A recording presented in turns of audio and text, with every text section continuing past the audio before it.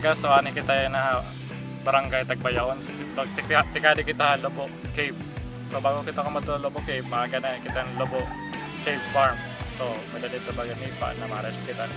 So from Tagbayaon to Lobo Cave, mga 30 minutes walk lang niya harani na.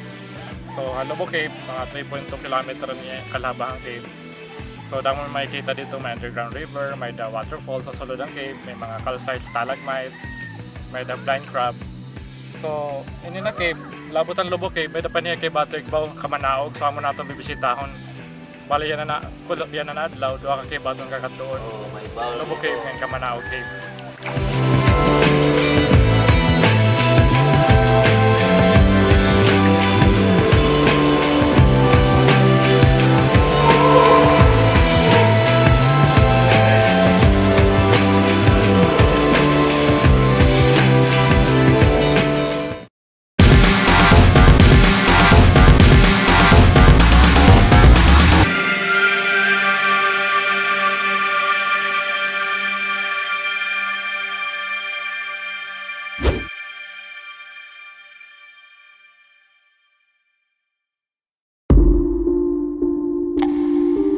Desert.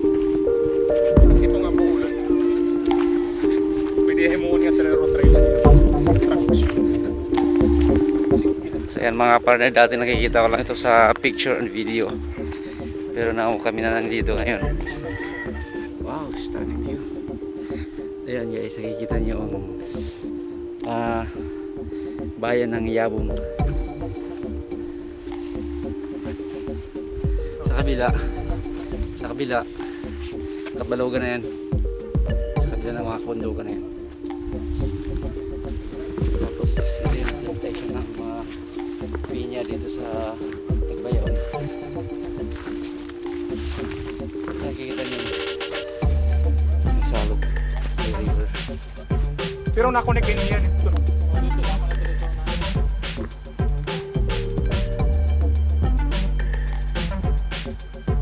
So yan na, di kita crossing yan na. So may doon na dalan didi. Adi na wala aman din sikat sumay na punod. Ini Duwa man niya dalan sa punod. Unahan lang ato na punod cave. Kasi nila dalan tipa tuo naman, adi na inalubo.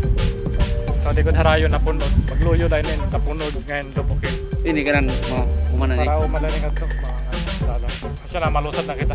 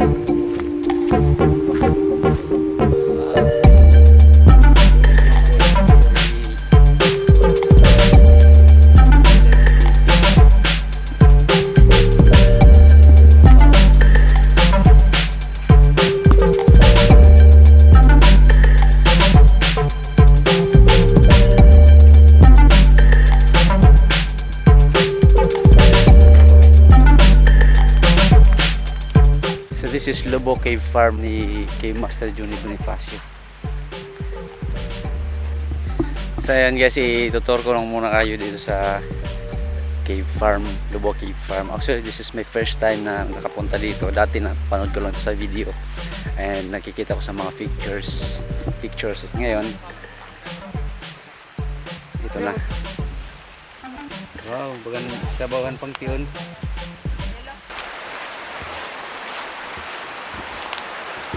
Blue kasi na sa dira. Ato man ang pinaka-corner. Wow. Nakabuk. Pinaka-laro mga part. Pinaka Islait lang kasi na siya dira. Isla. Magan oblong style.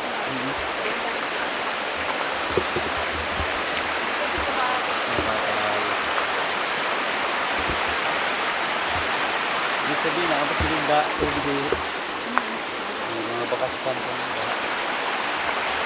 Sabi sila ng ilugot. Pero hindi tayo makakatawid.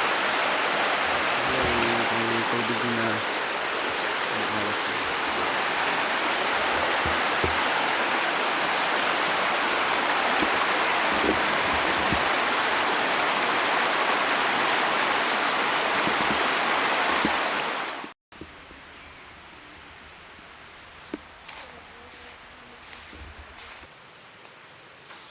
So ayan mga kapartner, dito muna kami sa may Lubo Cave Farm ni Sir Johnny Bonifacio. Mag-rest lang kami ng konti. Mamaya after lunch, pupunta na kami ng kuweba dito sa may Lubo Cave. This is our first expedition na since doon sa may Yabong, and then 2 bisis sa Catbalogan City, sa may Piñe, and then sa may San Andres. Area pa rin ng San Andres. Ngayon dito na kami sa Tagbayaon, dito sa may Lubo Cave. Sa lahat ng mga pinunta namin, puro mga first time kong experience yun. Ngayon dito, first time ko rin dito sa may Lubo Cave Farm, and then first time ko rin napapasokin ang Lubo Cave dito sa may Yabong Summer. At napakaganda. So iba yung feeling pag nasa area ka na first time mong napupuntahan. So nakaka-excite, and then talaga iba pakaramdam.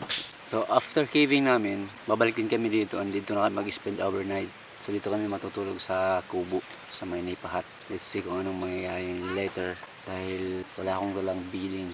I only have malongs and jacket and medyas and long pants, jogging pants. So kaya lang maglulubat na naman ako, i-charge ko muna yung battery ko. Pupunta na kami doon, mag-ready lang kami, so naayos lang namin yung mga gamit. Magdadala ako ng balde.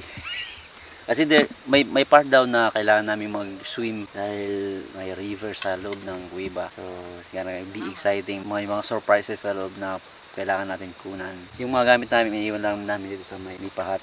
And then ito lang yung idadali namin. I have here power bank for my battery, kasi madalas naubusan ako ng battery.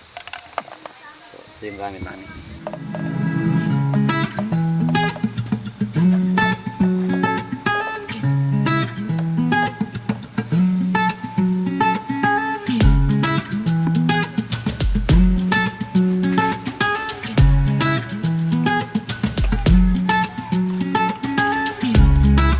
So ayun mga partner, 5 minutes lang mula dito sa Lubo Cave Farm papunta sa Lubo Cave.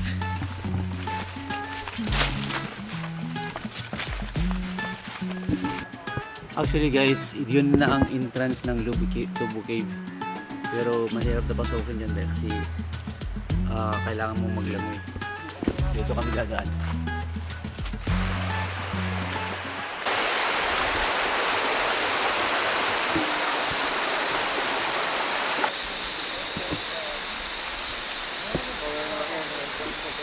Dito na kami sa entrance.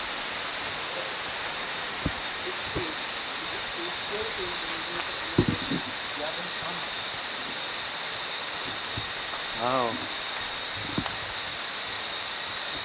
Ganda. This is Lubo Cave. Sa picture ka lang ito nakakikita dati.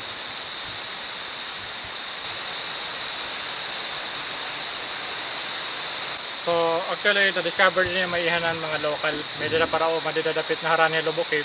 Ayon kay Cave Master Johnny Bonifacio, nadiskubre ang Lubo Cave noong year 60s pa ng isang farmer. Hindi nila ito pinapasok dahil natatakot sila. Noong nabalitaan ito, inexplore niya sa year 2005 pa lamang. Sa taong 2006 naman, pinasok nila ito kasama ang mga Italian cave explorers at ginawa nila ito ng mapa.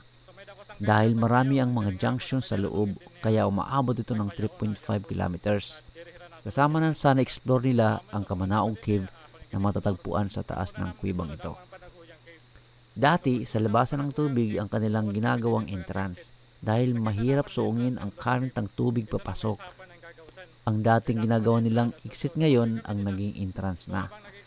At ang naging exit naman ay sa kabila ng kuwebang ito. Ang Lubo Cave ay isa sa pinakamagandang underground park dahil kumpleto ito sa mga tanawin at pasyalan sa loob. Kasama na dito ang tinatawag nilang underground water park.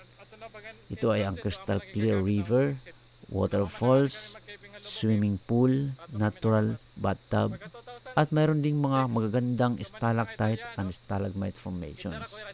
Kasama na rin dito ang tinaguriang The Great Canyon sa loob at ang living things inside the cave like the white blind crab.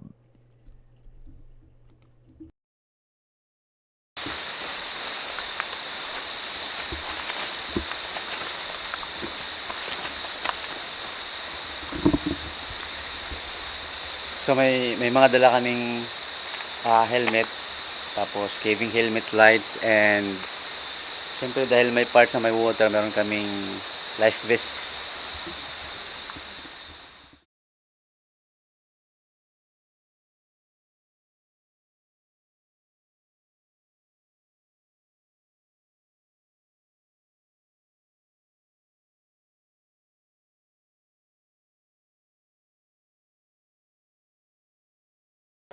Wow! Look at that! So guys, yung kagandahan ng Lubo Cave ay marami siyang variety na na makikita.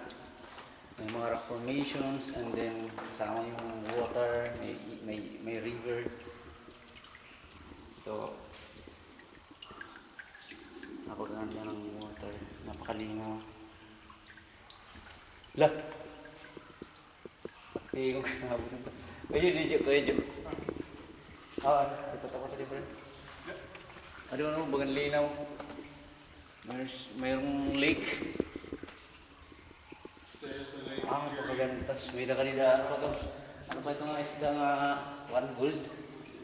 Mga ba nagbubutangan? Sorry sa nakay ko yung talagaan kanya. Hindi sa kita. Okay, dito yung daan pupunta sa Grand Canyon. Yan, hindi ko pa nakita. Mga ilang minutong lakad. Mula sa Wings of Angel.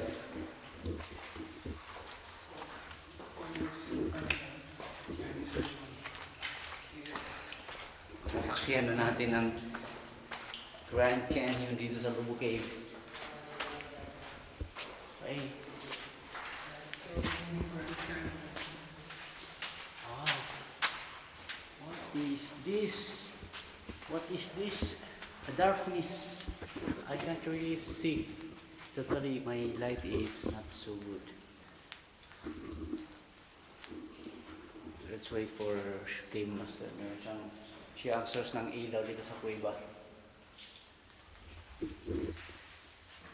Sige lang ka talaga mag-video lang. Balik.